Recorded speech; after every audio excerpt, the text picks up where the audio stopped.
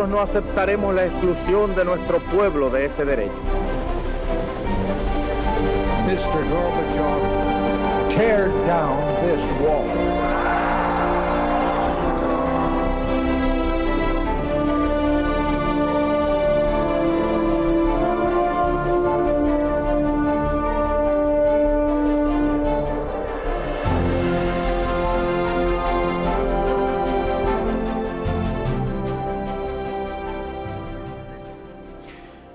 Muy buenas noches, señoras y señores. Bienvenidos a Tiempos Modernos. Una de las más graves acusaciones a nuestra historia es la de haber expulsado de España a los judíos en 1492. Dicha expulsión forma parte de la conocida leyenda negra que desde hace siglos se utiliza para denigrar nuestro pasado. La expulsión de los judíos nunca dejará de ser un tema polémico, pero hoy ya no puede asumirse de forma acrítica las acusaciones que durante siglos se han formulado, fruto de una propaganda beligerante contra España. Hay pues que intentar situar un hecho como este en su justo sentido histórico.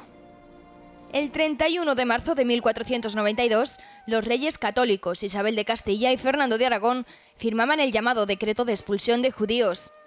La verdad es que desde fines del siglo XIV se venían desarrollando campañas de conversión de judíos por toda la península, sobre todo a partir del duro pogromo de 1391. Los judíos que quedaron profesando su fe fueron relativamente pocos, con toda seguridad no más de unos 100.000 repartidos en pequeñas juderías por toda la península. La mayoría de esos judíos pertenecían a la clase media de profesionales y artesanos.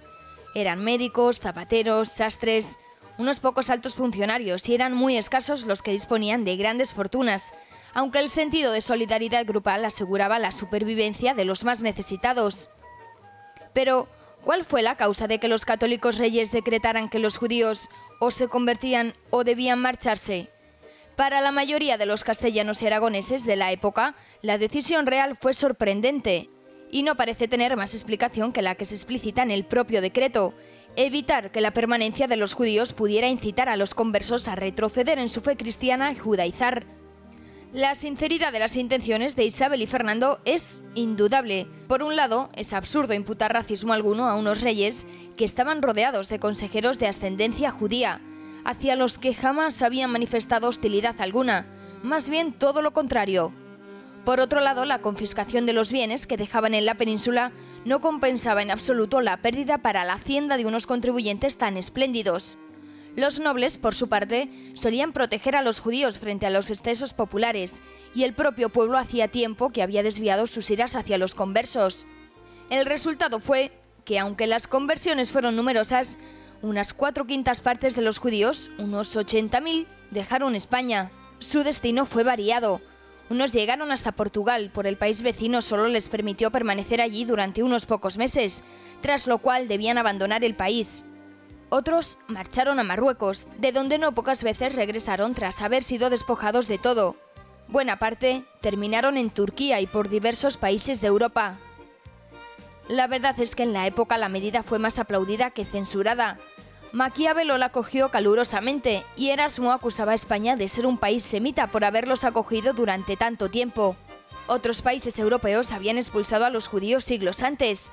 Eduardo I de Inglaterra ordenó su expulsión en 1290, más de 2 siglos antes que Isabel y Fernando, y en Francia hubo varios decretos semejantes, destacando el de Felipe el Hermoso en 1307. Solo a partir del siglo XVIII, con la Ilustración, comenzó a censurarse la medida de los reyes católicos, reverberando la vieja leyenda negra que desde 200 años antes venían elaborando los enemigos del Imperio Español. Y para hablar de esto, esta noche tenemos con nosotros a Iván Vélez, escritor, arquitecto y un conocedor muy profundo de todo lo que tiene que ver con la leyenda negra y con sus episodios. Muy buenas noches, don Iván. Buenas noches, Fernando.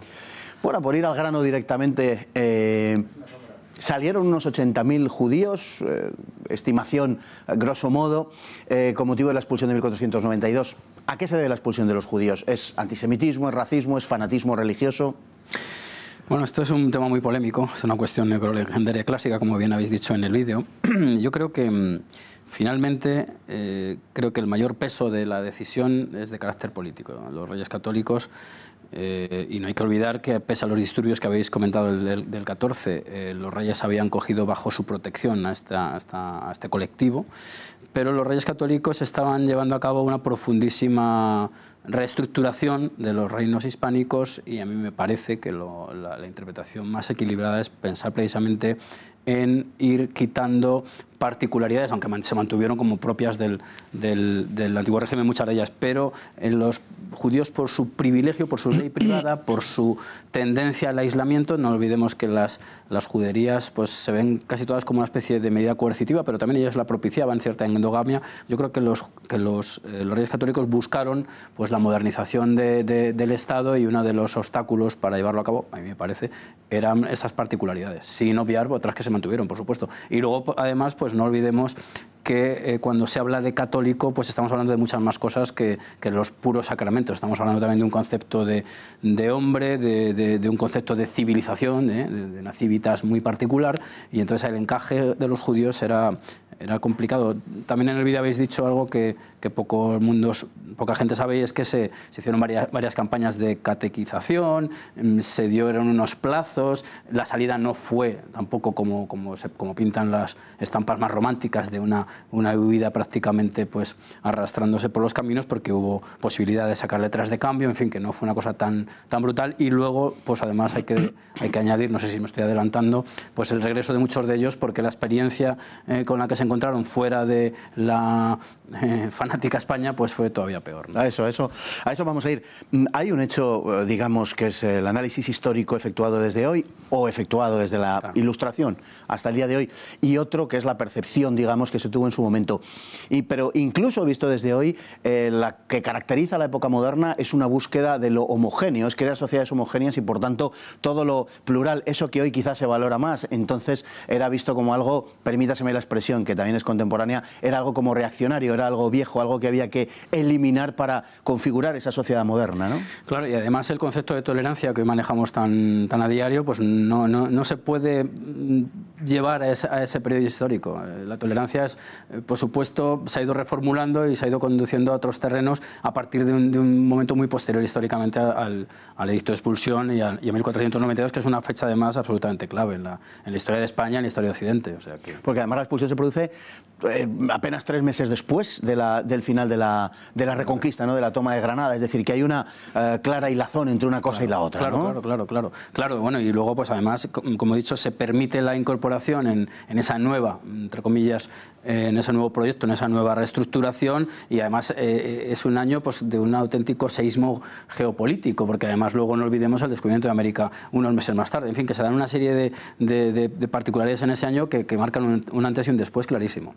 Bueno, los judíos se habían venido manteniendo en Europa y en España también durante los siglos medievales, en fin, con una innegable cohesión en medio de un ambiente genéricamente hostil. Pero ¿cuál fue la acogida en los reinos hispánicos en general y sobre todo por parte de la autoridad tradicionalmente, de la monarquía, de las distintas monarquías hispánicas durante ese tiempo? Bueno, simplemente hay que decir que muchos de ellos pues fueron, ya digo, protegidos expresamente por las diferentes monarcas. Casi se les atribuyó el carácter casi de tesoro real, creo que esas son las palabras textuales o la definición textual que se dio con respecto a los judíos. Muchos de ellos además ascendieron dentro de la corte, provocando con ello además una contradicción con respecto a sus propios principios, porque ellos no podían estar sujetos a señores de otras naciones. Naciones entendemos desde la perspectiva religiosa también, con lo cual digamos que si por un lado había contradicciones, por otro lado también la había, y eso explica que muchos de ellos se quedaran incorporados a las estructuras hispánicas después del edicto, por la vía de la conversión. Bueno, es un hecho que en muchos países de Europa, en Inglaterra a finales del siglo XIII, en Francia a comienzos del siglo XIV, los judíos fueron expulsados, por cierto, con unos métodos bastante más crueles que los que se emplearon en España en 1492. En España se hizo a finales del siglo XV y aquella tardanza incluso le granjeó a España una fama de país filosemita, ¿no?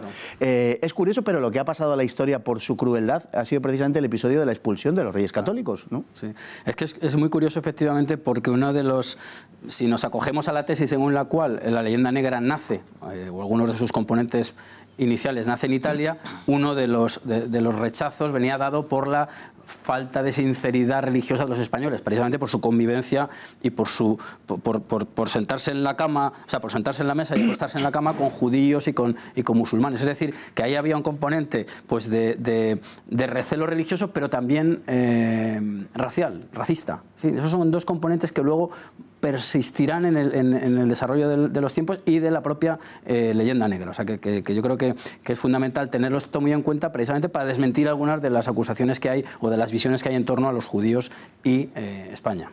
Las conversiones, además, de los judíos, aunque ciertamente hubo algunos pogromos, podemos decir, pero las conversiones de los judíos se venían dando con una cierta normalidad ya desde hacía décadas, incluso siglos, en algunos casos, en la península, ¿no? Efectivamente, y por ejemplo, el propio Fernando II de Aragón, el rey católico, tenía en su árbol genealógico algunas gotas de sangre judía, que esto además llevaría a interpretaciones, si quisiéramos, ¿no?, tirar del hilo. Es decir, que en muchos casos la monarquía hispánica actuó del otro modo. Una gota blanca blanqueaba todo el linaje. Bueno, pues aquí había gotas también de otra rama, y eso es muy a tener en cuenta, por no hablar luego, pues efectivamente, del fenómeno de los conversos, que además enlaza perfectamente con la Inquisición. Hay que aclarar, sobre todo, que la Inquisición no perseguía a judíos ni a musulmanes, perseguía a cristianos, solo tenía jurisdicción sobre cristianos, y había una casuística muy concreta, y es la del converso. Entonces, lo que se buscaba era la veracidad, la sinceridad de la conversión, que además pudo ser llevada a cabo,